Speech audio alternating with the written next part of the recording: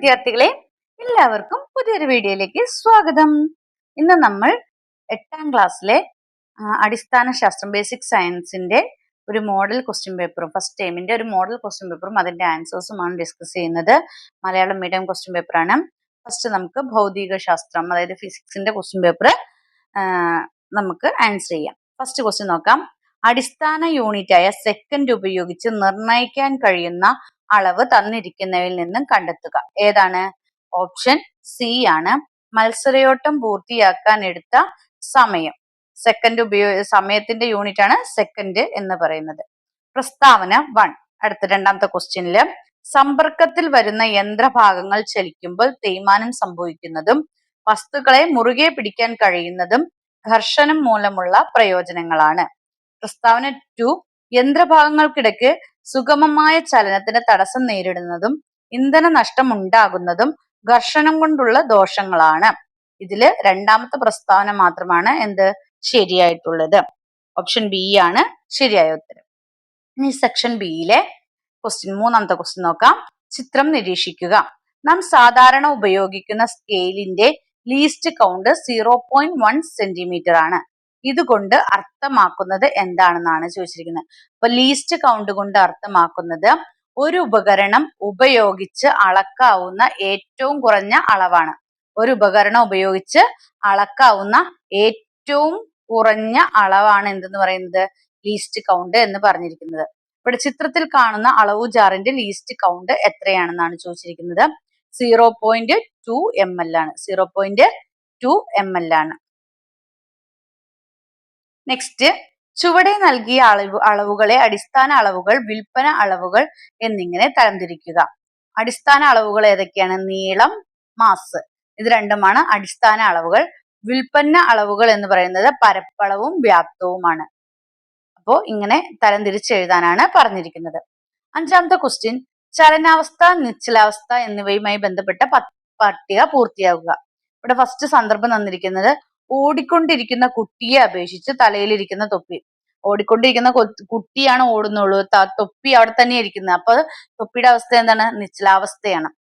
രണ്ടാമത്, തറയെ അപേക്ഷിച്ച് ഓടുന്ന കുട്ടിയുടെ തലയിലിരിക്കുന്ന തൊപ്പി. തറയെ വെച്ച് നോക്കുമ്പോൾ തറയുടെ സ്ഥാനം മാറി, കുട്ടി ഓടുന്നതിനനുസരിച്ച് തറയുടെ സ്ഥാനം മാറുന്നുണ്ട്. അപ്പൊ തറയെ അപേക്ഷിച്ച് ഓടുന്ന കുട്ടിയുടെ തലയിലിരിക്കുന്ന തൊപ്പിയുടെ അവസ്ഥ എന്താണ്? അവൻ നിന്ന സ്ഥലത്തല്ല ഇപ്പൊ നിൽക്കുമ്പോ തൊപ്പി ഇരിക്കുന്നത്, എവിടെയാണ്? ചലനാവസ്ഥയിലാണ്. അപ്പൊ അവിടുത്തെ അവസ്ഥ ചലനാവസ്ഥയാണ്. ഒരു കുട്ടിയുടെ സയൻസ് ഡയറിയിൽ ചില രേഖപ്പെടുത്തലുകളാണ് തന്നിരിക്കുന്നത്. അവയിലെ തെറ്റായവ കണ്ടെത്തി തിരുത്തി എഴുതാനാണ് പറഞ്ഞിട്ടുള്ളത്. ഇതില് തന്നിരിക്കുന്നതിൽ തെറ്റ് ഓപ്ഷൻ എയും ഓപ്ഷൻ സിയുമാണ്. ഇതിന്റെ തെറ്റ് എന്താണെന്ന് വെച്ചാൽ 810 kg/m ഇങ്ങനെ എഴുതാൻ പാടില്ല. 810 kg/m3 ഇങ്ങനെയാണ് അത് എഴുതേണ്ടത്. തെറ്റ് തിരുത്തി എഴുതാനാണ് പറഞ്ഞിരിക്കുന്നത്. രണ്ടാമത്തെ, വസ്തുവിൽ പ്രയോഗിച്ച ബലം 20 ന്യൂട്ടൺ. ന്യൂട്ടൺ എന്നുള്ളത് സ്മോൾ ലെറ്ററിൽ എഴുതാൻ പറ്റില്ല, ക്യാപിറ്റൽ ലെറ്ററിൽ എഴുതണം. അപ്പൊ വലിയ അക്ഷരത്തിൽ എഴുതാം. അപ്പൊ 20 ന്യൂട്ടൺ എന്ന് ഇങ്ങനെയാണ് എഴുതേണ്ടത്. ഏഴാമത്തെ ക്വസ്റ്റ്യൻ, ഞെട്ടറ്റ് വീഴുന്ന മാങ്ങയുടെ ചലനത്തിനും അടിച്ചു തെറിപ്പിക്കുന്ന ക്രിക്കറ്റ് ബോളിന്റെ ചലനത്തിനും ബലം ആവശ്യമാണല്ലോ. ഈ രണ്ട് സാഹചര്യങ്ങളിലും പ്രയോഗിക്കപ്പെട്ടത് ഏത് തരം ബലങ്ങളാണെന്ന് വിശദമാക്കുക. നിങ്ങൾ വിശദീകരിച്ച് എഴുതണം. ഞെട്ടറ്റ് വീഴുന്ന മാങ്ങയുടെ ചലനത്തിനും അടിച്ചു തെറിപ്പിക്കുന്ന ക്രിക്കറ്റ് ബോളിന്റെ ചലനത്തിനും ഉണ്ടായ ഏത് തരം ബലങ്ങളാണെന്നുള്ളത് നിങ്ങളോട് വിശദീകരിച്ച് എഴുതാനാണ് പറഞ്ഞിരിക്കുന്നത്. നമുക്ക് നോക്കാം. ഏതാണ്? ഞെട്ടറ്റു വീഴുന്ന മാങ്ങയുടെ ചലനത്തിന് കാരണം ഗുരുത്വാകർഷണ ബലമാണ്. അപ്പൊ ഞെട്ടറ്റു വീഴുന്ന മാങ്ങയുടെ ചലനത്തിന് കാരണം ഗുരുത്വാകർഷണ ബലമാണ്. ഇത് സമ്പർക്കരഹിത ബലമാണ്. ഇതെന്ത് ബലമാണ്? സമ്പർക്കരഹിത ബലമാണ്. എന്നാൽ അടിച്ചു തെറിപ്പിക്കുന്ന ക്രിക്കറ്റ് ബോളിന്റെ ചലനത്തിന് ബോളും ബാറ്റും തമ്മിൽ സമ്പർക്കം വരേണ്ടതുണ്ട്. അപ്പൊ അടിച്ചു തെറിപ്പിക്കുന്ന ബോളിന് ക്രിക്കറ്റ് ബോളിനും ബാറ്റിനും തമ്മിൽ സമ്പർക്കം വന്നാൽ അതുണ്ടാകുന്ന സമ്പർക്ക ബലമാണ്. മറ്റേത് സമ്പർക്കം ഇല്ല, തന്നെ ഗുരുത്വാകർഷണ ബലം മൂലം എന്ത് ചെയ്യുന്നു? വീഴുന്നതാണ്. അപ്പൊ അത് സമ്പർക്കരഹിത ബലമാണ്. അപ്പൊ ഒന്ന് സമ്പർക്കരഹിത ബലവും ഒന്ന് സമ്പർക്ക ബലവുമാണ്. അപ്പോ അതെന്താണെന്ന് പഠിച്ചു വെക്കുക. നെക്സ്റ്റ്, അല്ലെങ്കിൽ ഓർ ക്വസ്റ്റ്യൻ, പരുപരുത്ത പ്രതലത്തിലൂടെ ഭാരമുള്ള ഒരു പെട്ടി നിരക്കി നീക്കി വരുമ്പോഴും അതേ പെട്ടി ടയർ ഘടിപ്പിച്ച ട്രോളിയിൽ വെച്ച് നീക്കുമ്പോഴും നാം പ്രയോഗിക്കേണ്ട ബലത്തിന്റെ അളവിൽ വരുന്ന മാറ്റം എന്ത്? കാരണം വിശദമാക്കുക. നിരക്കി നീങ്ങുമ്പോഴും ഉരുളൽ ഘർഷണം. ഉരുട്ടി നീക്കുമ്പോഴും ഉണ്ടാവുന്ന മാറ്റം എന്താണെന്നാണ് ചോദിച്ചിരിക്കുന്നത്. നമുക്ക് നോക്കാം. ടയർ ഘടിപ്പിച്ച ട്രോളിയിൽ വെച്ച് നീക്കുമ്പോൾ കുറച്ചു ബലം പ്രയോഗിച്ചാൽ മതി. അതായത് ടയർ ഉണ്ടെങ്കിൽ നമുക്ക് കുറച്ചു ബലം പ്രയോഗിച്ചാൽ മതി, കാരണം അവിടെ ഉരുളൽ ഘർഷണമാണ്. ഇനി ഉരുളൽ ഘർഷണം നിരങ്ങൽ ഘർഷണത്തെക്കാൾ കുറവാണ്. നിരക്കി നീക്കുമ്പോൾ നമുക്ക് ബലം കൂടുതൽ പ്രയോഗിക്കേണ്ടി വരും. അപ്പൊ ഉരുളൽ ഘർഷണം നിരങ്ങൽ ഘർഷണത്തെക്കാൾ കുറവാണ് എന്നുള്ളതാണ്. അപ്പൊ ഉരുളൽ ഘർഷണവും നിരങ്ങൽ ഘർഷണവും എന്താണെന്ന് പഠിച്ചു വെക്കുക. നെക്സ്റ്റ്, ഒരു ബസ് 15 സെക്കൻഡ് കൊണ്ട് 225 മീറ്റർ ദൂരം സഞ്ചരിച്ചു. ഒരു കാർ 21 സെക്കൻഡ് കൊണ്ട് 294 മീറ്റർ ദൂരം സഞ്ചരിച്ചു. രണ്ട് വാഹനങ്ങളുടെയും വേഗം കണക്കാക്കി ഇതിൽ വേഗം കൂടിയ വാഹനം ഏതെന്ന് കണ്ടെത്തുക. അപ്പൊ വാഹനങ്ങളുടെ വേഗം കണക്കാക്കാനാണ് പറഞ്ഞിട്ടുള്ളത്. എങ്ങനെയാണ് കണക്കാക്കുന്നത് നോക്കാം. നമുക്ക് ബസ് 225 മീറ്റർ ആണ് ദൂരം സഞ്ചരിച്ചത്. അപ്പൊ ഓരോന്നും തന്നത് എടുത്ത് എഴുതുക. സമയം എത്ര സമയമാണ്? 15 സെക്കൻഡ് ആണ്. അപ്പൊ അതിന്റെ വേഗത എന്ന് പറയുന്നത് 225നെ എന്ത് ചെയ്യണം? 15 കൊണ്ട് ഹരിക്കണം. 225നെ 15 കൊണ്ട് ഹരിക്കുമ്പോൾ നമുക്ക് എത്ര കിട്ടും? 15 മീറ്റർ പെർ സെക്കൻഡ് എന്ന് കിട്ടും. ഇനി കാറ് സഞ്ചരിച്ച ദൂരം എന്ന് പറയുന്നത് 294 മീറ്റർ ആണ്. കാറ് സഞ്ചരിച്ച ദൂരം 294 മീറ്റർ ആണ്. സമയം എന്ന് പറയുന്നത് 21 സെക്കൻഡ് ആണ്. അപ്പോൾ അതിന്റെ വേഗത എന്ന് പറയുന്നത് 294 ഡിവൈഡഡ് ബൈ 21. അപ്പൊ നമുക്ക് എത്ര കിട്ടും? 14 മീറ്റർ പെർ സെക്കൻഡ്. അപ്പൊ കൂടുതൽ വേഗത ഏതിനാണ്? ബസ്സിനാണ്. ബസ്സിനാണ് 15 മീറ്റർ പെർ സെക്കൻഡ് വേഗതയുള്ളത്. അപ്പൊ ബസ്സിനാണ് വേഗത കൂടുതൽ. നെക്സ്റ്റ് ക്വസ്റ്റ്യൻ, എട്ടാമത്തെ ക്വസ്റ്റ്യൻ. ഒരു കുട്ടി എയിൽ നിന്നും ബിയിലൂടെ സിയിൽ എത്തുന്നതിന് 9 സെക്കൻഡ് എടുത്തു. അപ്പൊ ഒരു കുട്ടി എയിൽ നിന്നും ബിയിലൂടെ സിയിൽ എത്തുന്നതിന് ഇങ്ങനെ ചുറ്റിപ്പോയി അവൻ 9 സെക്കൻഡ് എടുത്തു. അങ്ങനെയാണെങ്കിൽ കുട്ടിയുടെ വേഗം കണ്ടെത്തുക. ഒന്നാമത്തെ ക്വസ്റ്റ്യൻ കുട്ടിയുടെ വേഗം കണ്ടെത്തുക. രണ്ടാമത്തെ ബി ക്വസ്റ്റ്യൻ, കുട്ടി സിയിൽ നിന്ന് പുറപ്പെട്ട് ഇരട്ടി വേഗത്തിൽ സഞ്ചരിച്ച് തിരികെ സിയിലെത്താൻ ആവശ്യമായ സമയം. അപ്പൊ കുട്ടി സിയിൽ നിന്ന് പുറപ്പെട്ട് ഇരട്ടി വേഗത്തിൽ എന്താണ് സിയിലെത്താൻ ആവശ്യമായ സമയം കണക്കാക്കാനാണ് പറഞ്ഞത്. അപ്പൊ രണ്ടെണ്ണം കണ്ടുപിടിക്കാം. എങ്ങനെയൊക്കെയാന്ന് നമുക്ക് നോക്കാം. ആദ്യം എത്ര വേഗതയിലെ കുട്ടി? ദൂരം പെർ സമയം അല്ലെ? ദൂരം പെർ സമയമാണ്. അപ്പൊ 4 + 5 ദൂരമാണ് അവിടെ തന്നിട്ടുണ്ട്. 4 + 5 ആണ് അവൻ സഞ്ചരിച്ചത് ബിയിൽ. അപ്പൊ 4 + 5 ഡിവൈഡ് ബൈ 9. അപ്പൊ 5 4 9 ബൈ 9 എന്ന് പറഞ്ഞാൽ 1 മീറ്റർ പെർ സെക്കൻഡ് ആണ് വേഗത. ഇനി തിരിച്ച് സിയിൽ നിന്ന് പുറപ്പെട്ട് സിയിലേക്ക് ഇരട്ടി വേഗത്തില്. അപ്പൊ സമയം എന്ന് പറയുന്നത് ദൂരം പെർ വേഗതയാണ്.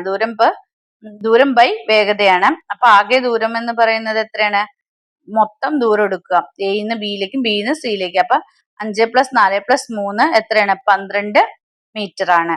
അപ്പൊ ആദ്യ വേഗതയുടെ ഇരട്ടി വേഗത ആക്കിയതിനാൽ വേഗത എന്ന് പറയുന്നത് എത്രയായിരിക്കും? 2 × 1. ആദ്യം 2 × 1 2 മീറ്റർ പെർ സെക്കൻഡ് ആയിരിക്കും. അപ്പൊ സമയം എന്ന് പറയുന്നത് 12/2 = എത്രയാണ്? 6 സെക്കൻഡ് ആണ്. 12/2 = എത്രയാണ്? 6 സെക്കൻഡ് ആണ്.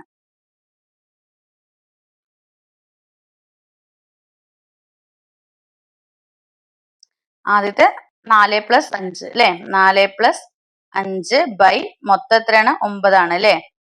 9 സെക്കൻഡ്. അപ്പൊ 5 4 9 9/9 എന്ന് പറയുന്നത് 1 സെക്കൻഡ്. അപ്പൊ ഇരട്ടി വേഗം ആക്കുമ്പോ 2 × 1 അല്ലെ? അപ്പൊ 2. അപ്പൊ മൊത്തം എത്രയാണ്? മൊത്തം 5 + 4 + 3 അപ്പൊ 12 എന്ന് കിട്ടും അല്ലെ? 12/2 എന്ന് പറയുന്നത് എത്രയാണ്? 12/2 എന്ന് പറയുന്നത് 6 ആണ്. ഇതില് രണ്ടാമത്തില് 6 സെക്കൻഡും ആദ്യത്തില് 2 സെക്കൻഡ് അല്ല 1 സെക്കൻഡ്. ഇനി സെക്ഷൻ സിയിലെ ക്വസ്റ്റ്യൻസ് നോക്കാം. 9ാമത്തെ ക്വസ്റ്റ്യൻ, ഒരു കാറിന്റെ ഓഡോമീറ്ററിൽ 8000 കിലോമീറ്റർ എന്നും സ്പീഡോമീറ്ററിൽ 40 km/h എന്നും കണ്ടു. 1ാമത്തെ ക്വസ്റ്റ്യൻ, വാഹനം ഇതുവരെ സഞ്ചരിച്ച ദൂരം എത്രയാണ്? ഈ ദൂരത്തെ SI യൂണിറ്റിലേക്ക് മാറ്റി എഴുതുക. 3ാമത്തെ ക്വസ്റ്റ്യൻ, റോഡ് അപകടങ്ങൾ ഒഴിവാക്കാൻ കാൽനടക്കാർ പാലിക്കേണ്ട 2 നിയമങ്ങൾ എഴുതുക. അപ്പൊ ആദ്യം നമുക്ക് വാഹനം ഇതുവരെ സഞ്ചരിച്ച ദൂരം എത്രയാണെന്ന് നോക്കാം. അപ്പൊ വാഹനം തന്നിരിക്കുന്ന ടൈം വെച്ചിട്ട് നോക്കുക. വാഹനം ഇതുവരെ സഞ്ചരിച്ച ദൂരം എന്ന് പറയുന്നത് എത്രയായിരിക്കും? 8000 കിലോമീറ്റർ ആയിരിക്കും. അതിനെ SI യൂണിറ്റിലേക്ക് മാറ്റുമ്പോൾ 8000 × 1000 അപ്പൊ മീറ്ററിലേക്ക് മാറും അല്ലെ? ഇത്രയും മീറ്ററിന് കിട്ടും. അതിന് ഇനി വേണമെങ്കിൽ നമുക്ക് ചുരുക്കി എഴുതാം. 8 ഇൻറ്റു 10 എത്ര സീറോ ഉണ്ടോ അത്രയും സീറോയാണ് 6 എന്നുള്ളത് എഴുതിയിട്ടുണ്ട്. 10⁻6 എന്ന് പറഞ്ഞാൽ 1 2 3 4 5 6 സീറോ ഉണ്ട്. അതുകൊണ്ട് 8 ഇൻറ്റു 10⁻6 മീറ്ററിന് എഴുതാം, അല്ലെങ്കിൽ ഇങ്ങനെ എഴുതാം. ഓക്കെ. ഇനി നമ്മൾ റോഡ് മുറിച്ചെടുക്കുമെന്ന ഒന്ന് സീബ്ര ലൈനിലൂടെ മാത്രം റോഡ് മുറിച്ചെടുക്കുക. റോഡിന്റെ വലതുവശം ചേർന്ന് നടക്കുക.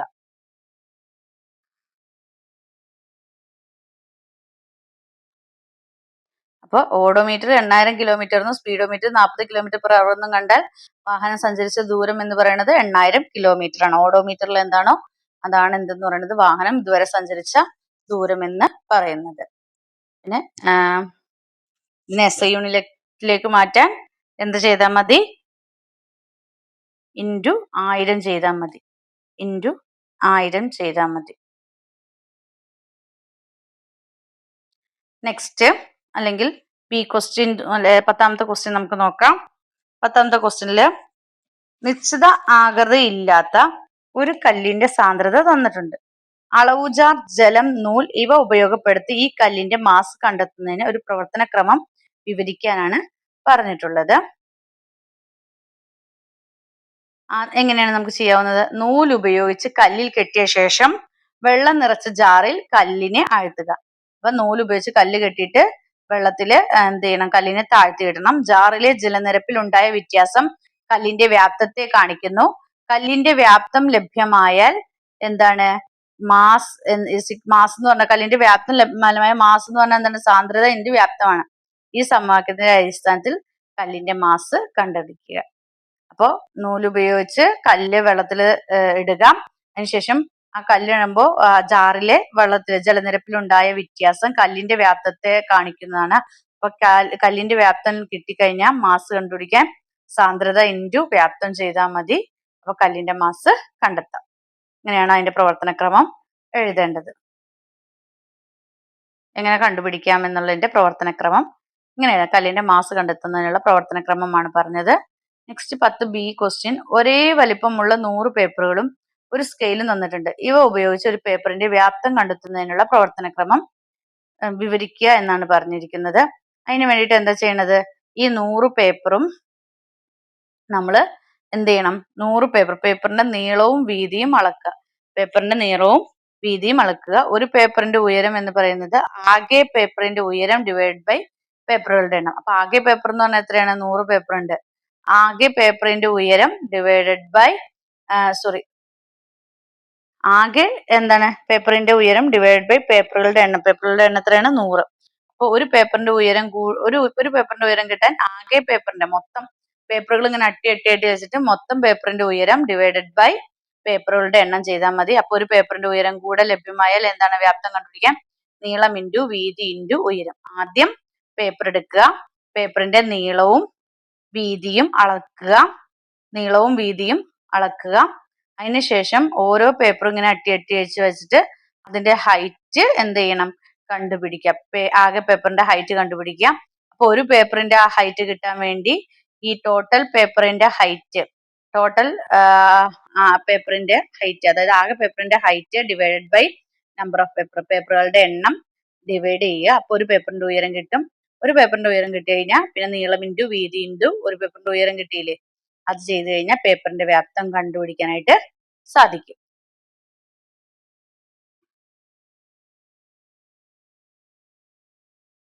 അപ്പോൾ ഇത്രയാണ് ഫിസിക്സുമായി ബന്ധപ്പെട്ട രസതന്ത്രവുമായി ബന്ധപ്പെട്ടിട്ടുള്ള ക്വസ്റ്റ്യൻസും അവയുടെ ഉത്തരങ്ങളും ഉള്ളത്.